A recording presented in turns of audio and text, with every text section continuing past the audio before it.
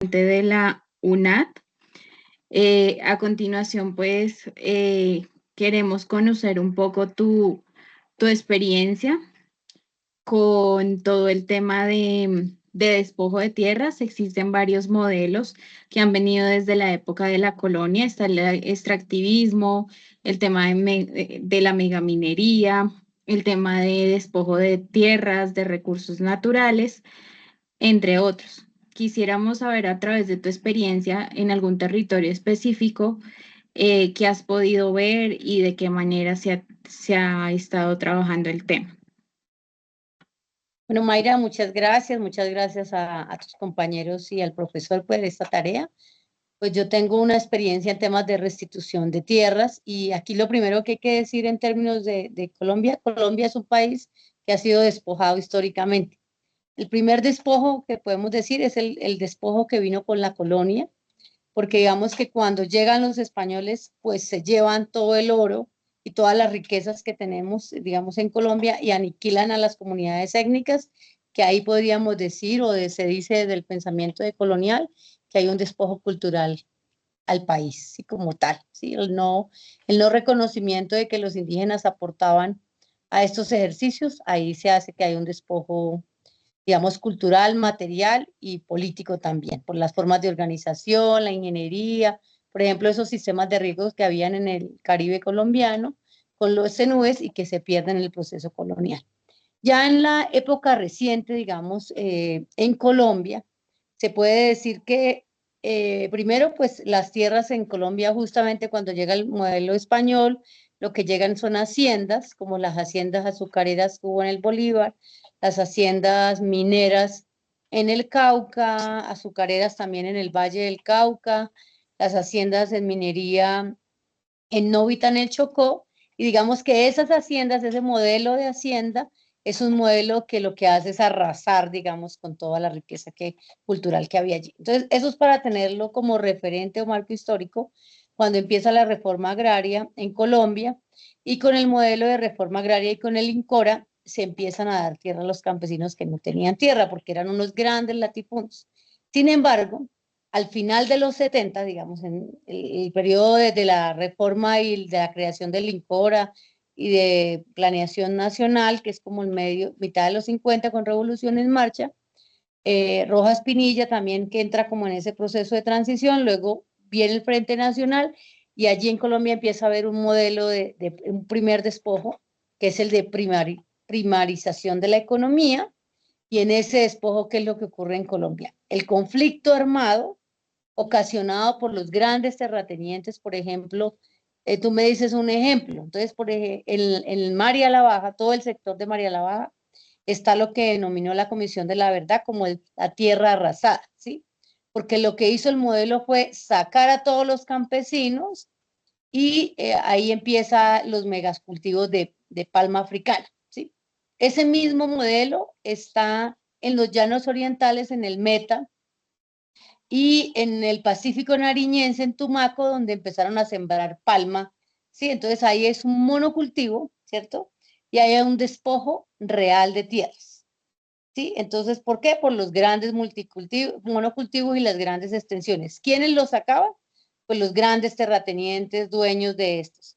Ahora el modelo de ganadería en Córdoba, que es otra manera de despojo. Entran los paramilitares, le quitan las tierras a los campesinos y allí básicamente, ¿qué ocurre? Pues que los campesinos pobres salen a volverse jornaleros y los grandes terratenientes con las grandes extensiones de tierra. En Colombia, con la ley de víctimas, con la ley 1448 que sale en el 2011, con los decretos reglamentarios con el 4635 y el para comunidades negras, afrocolombianas, raizales y palenqueras, y con el 4633 para las comunidades indígenas, se plantean varios tipos de despojo, ¿sí?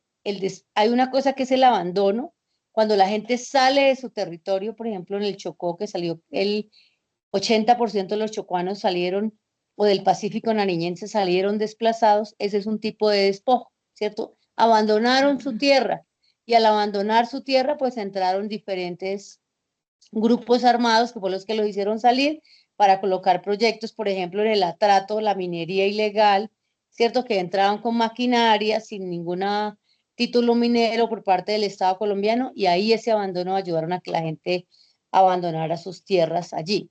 Sí, entonces muchos consejos comunitarios chocuanos tuvieron que salir, digamos, como de ese ejercicio.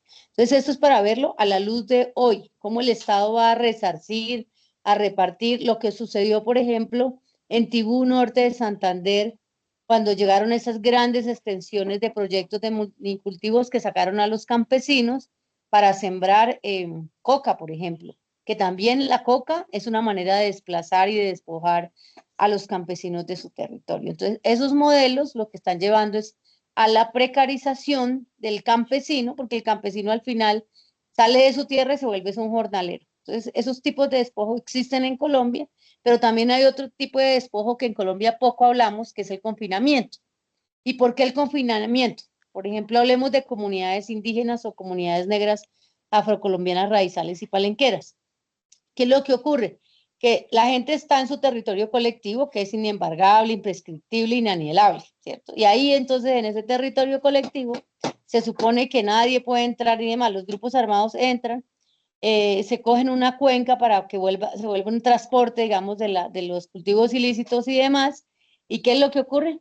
Al final, pues que la gente no puede volver a pasar por esa cuenca, o no puede salir a pescar por la noche, o no puede salir a pescar porque los grupos armados le prohíben. ¿Eso qué va a haber? Una afectación cultural y organizativa, porque ya son las reglas que establecen unos externos en los consejos comunitarios o en los resguardos indígenas que la gente tiene que obedecer, que afecta también a la seguridad alimentaria de las comunidades étnicas del país. Eso es un tema que tenemos que trabajar en clave de planeación, en clave de política pública, porque uno dice, no, pero es que allá están los campesinos, y están los indígenas, y están los afros, pero ahorita que no pueden salir a pescar en la noche, o no pueden salir a pescar en luna, a cazar en luna llena, pues eso lleva a que haya una inseguridad alimentaria y que cambien sus hábitos alimentarios. Ahí dejaría, no sé si hay otra pregunta, algo adicional. Doris, tú nos cuentas todo esto, pero desde tu experiencia entiendo que trabajaste mucho tiempo en la unidad de restitución de tierras, ¿sí? Y de ahí es que tienes todo ese conocimiento que me estás transmitiendo. Sí, sí, yo fui funcionaria de la unidad de restitución de tierras, en la dirección de asuntos para comunidades, para asuntos étnicos, y especialmente mi trabajo se basó en comunidades negras, afrocolombianas, raizales y palenqueras. Digamos que por eso hablo del despojo, de ese tipo de despojo que no es tan visible, digamos, que es el confinamiento, donde las comunidades, Ok. si siembran una mina antipersona, la comunidad no puede volver a cultivar allá, no puede volver a ir. O si hay una masacre, la comunidad por miedo no vuelve a esa cuenca a pescar, porque le da miedo que pase el grupo armado y les pase algo a ellos. Entonces, esos temas, por ejemplo, un tema famoso que pueden revisar, el de Curvarado y Maguandó, donde el Estado fue sentenciado en la Corte Interamericana porque el Estado no hizo la prevención que tenía que hacer, y el Estado tiene que restituir los derechos a estas comunidades. Eso es en la región del Urabá. Allí también en la Operación Cacarica, como el Estado colombiano, a través de la Operación Génesis, por ir a perseguir a unos actores armados de las FARC, lo que hizo fue hacer una afectación directa al Consejo Comunitario de la cuenca del río Cacarica.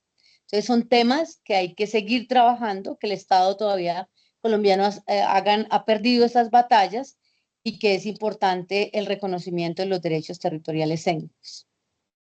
Doris, muchísimas gracias por compartir tu Con sabiduría, tu conocimiento y tu experiencia.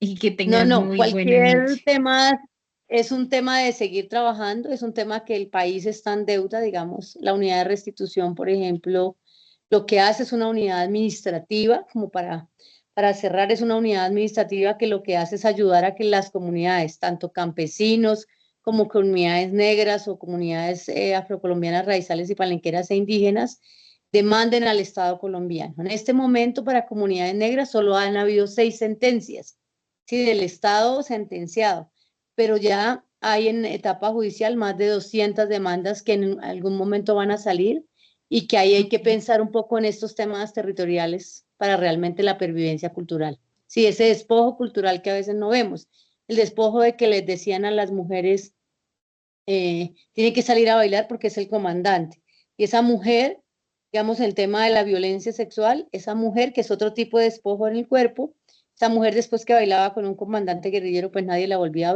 a ver como mujer, porque decían, si vuelvo pretenderla o bailar con ella, pues me van a matar. Entonces son tipos Ok. de violencia que existen y que es necesario seguir como trabajando, tramitando. Y en la justicia transicional es importante pues que los estudiantes de maestría hagan investigaciones sobre estos temas, que son temas que nos atraviesan al país, que de verdad si pensáramos en una paz total, tendríamos que pensar en investigar y en ver cómo hacemos esas reparaciones. Muchas gracias, feliz noche. Feliz noche, Doris, que estés muy bien. Gracias. Hasta luego.